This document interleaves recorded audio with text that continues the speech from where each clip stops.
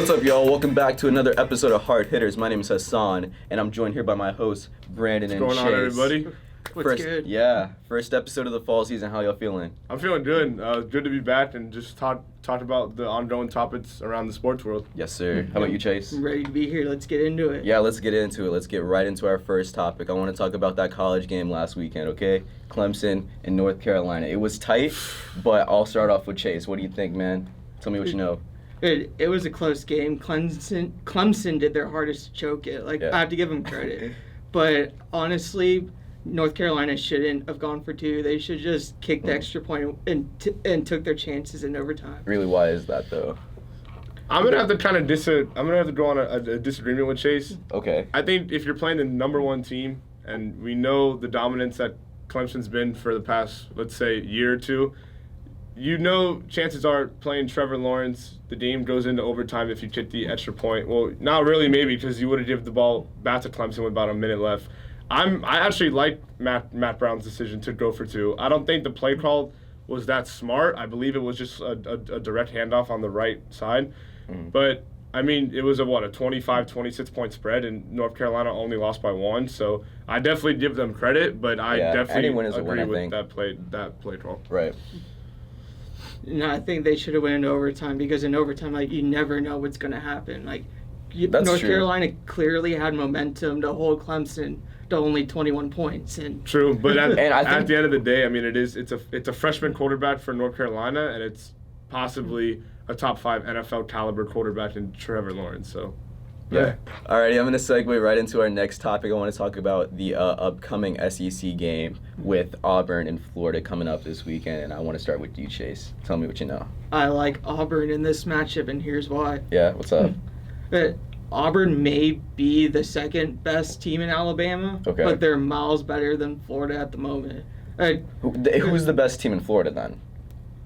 It's probably, I'll give you that, it is Florida, but Auburn is. Florida's going into their gauntlet of the schedule. They've played a lot of weak teams so far. Last week they played Townsend and won 35-0 or something like that. So a bit easy game. Yeah, you know what I mean? So they're going to come into it probably a little bit more confident. Yeah, Auburn's going to come in with more confidence, and you may just see the trash version of Kyle Trask this week. Okay. Why is that? Threw in there. I don't know. I mean, Florida's on a roll right now, and I definitely agree with Chase. Their schedule has been kind of weak. They did just play in FCS school. But I'm going to have to go with Florida here. A true freshman quarterback starting for Auburn in the swamp with a raucous crowd behind him. And I know it is going to be a tough – I believe Florida's next 3 out of their 4 games is Auburn at LSU. I believe South Carolina, and then I believe a bye week before Georgia. That sounds kind of tough. This is definitely Florida's toughest schedule of the year. But if they can somehow pull off a win against Auburn, it'd be really, really impressive. But I'm going to have to roll with the Gators. It would definitely be a good start for them, being at home, giving that home field advantage. If you move away, going off of a losing streak, it might not be a good turn of events for you. And both teams are 5-0, and both teams are 2-0 in conference play. So this could be a real turning point for both teams. Definitely. Then. All right, then. We're going to leave from college football and go into NFL. I'm going to talk about week 4. Brandon, tell me what you got. So the Dolphins had a quick lead, right, Chase? It was 3 minutes and 47 seconds this past Sunday against the Chargers. Yeah, just the Chargers. That lead didn't really hold up for long. The Dolphins fell 30-10, still winless. Do you believe that Miami will somehow win one game this season, Chase, or no? They got to. Eventually. They have a chance against my beloved Washington Redskins. Here's the difference. Miami is trying to be bad, and they're bad. The Redskins are trying to be good, but they're bad, okay? So I could clearly see this game going to Miami. But besides that, they probably won't win a game until week 14 or 15. But we have tough. We have to jump on the historically bad train because this is a Dolphins squad that has scored 26 points total in 4 games. The Bucs, for example, this past Sunday put up 55 on the LA Rams. I think the Bucs have been kind of playing. They've been kind of. Which actually, let's talk about that. The Bucs upsetting the Rams by 15 in LA. It's interesting. Did you see that coming, or what was your overall take on that? I honestly didn't see that coming, but I thought going into the season the Bucs were very underrated. Yeah. Todd Bowles knows what he's doing on defense. He may be a horrible head coach, but he's a great defensive coordinator. Right. And this upcoming Thursday night, 2 NFC West squads, the Rams and the Seahawks. You have Jared Goff and Russell Wilson. Who do you think's going to win that game? I believe it is in LA. The Rams, you would think they would have to bounce back after a disappointing outing this past Sunday. Yeah, I like the Rams on Thursday. I believe they're going to come out with a fire in their belly, and I think they're going to go and bounce back and get that win over division rival Seattle.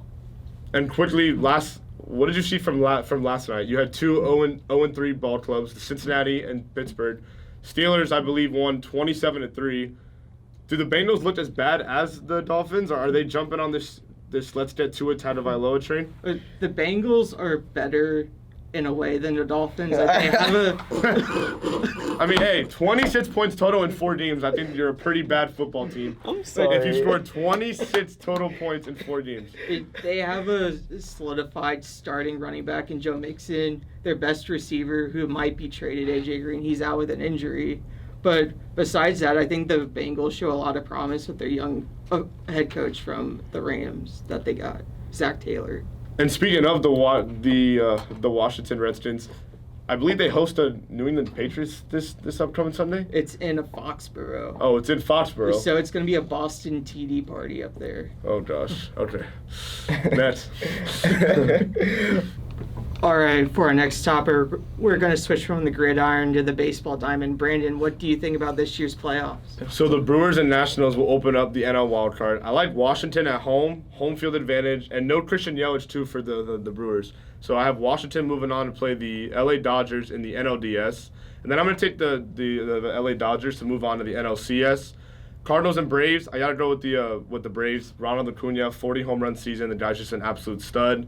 Wednesday night, the AL wildcard, the Rays and the Oakland Athletics. Give me the A's at home to play the Houston Astros. So 2 AL West squads for the ALDS, and then I have the Houston Astros winning that series to move on to the ALCS, followed by Twins and Yankees. Too much Aaron Judge and again home field. The New York Yankees. So my World Series prediction is that it'll be Astros coming out of the AL. And surprisingly, the Atlanta Braves. I like Ronald Acuna, Ozzie Albies, Freddie Freeman. Just too tough. I like the Braves this year winning the 2019 World Series. Yeah, Chase, what do you think, man? So for the NL wildcard, I like the Nationals. I like their pitching staff against Milwaukee, and then they're gonna play the Dodgers next. So I like the Dodgers because I honestly think the Dodgers are just a better team. And the other divisional series, I like the Cardinals it's the Cardinals and the Braves. And I think the Braves are going to win that one.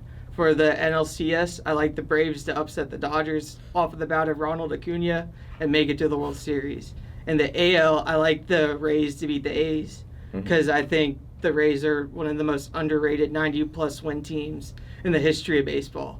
And then from there, I think the Astros are going to beat the Rays because the Astros are just a much better team than the Rays at this moment in time. I like the Yankees to beat the Twins, even though I'm a big fan of what the Twins are doing right now. I really like Rocco Baldelli and his managing style. Then I like the Astros to beat the Yankees in the ALCS, and I like the Astros to win the 2019 World Series. So we're going Atlanta and Houston. All right, but we do have the same World Series pitch, so that's good. Sounds pretty identical. Yeah. And looking into FGCU sports, our women's volleyball team came off of 2 wins this weekend. They beat Lipscomb and Northern Alabama in their ASUN conference, and our men's and women's soccer team also have ASUN games coming up, as well as our volleyball team. And that will wrap up our episode of Hard Hitters for this week. I'm Brandon. And I'm Chase. Thank you guys for tuning in, and be sure to subscribe to our social media platforms here on FGCU's ENTV Hard Hitters.